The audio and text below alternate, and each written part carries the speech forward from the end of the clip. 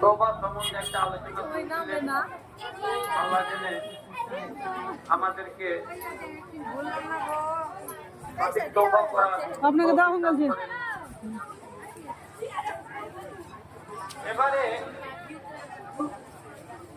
আজকে যেই মূল উদ্দেশ্য নিয়ে আজকে এই কয় টাকা? 5 টাকা সভার আয়োজন করা হয়েছে, কান ছেড়ে যাবো হলো না।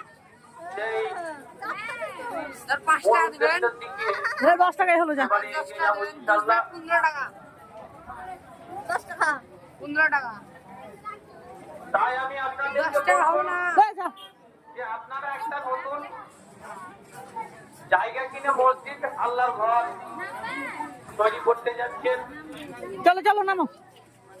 আল্লাহর ঘর তৈরি করলে আল্লাহ আপনার জন্য জান্নাত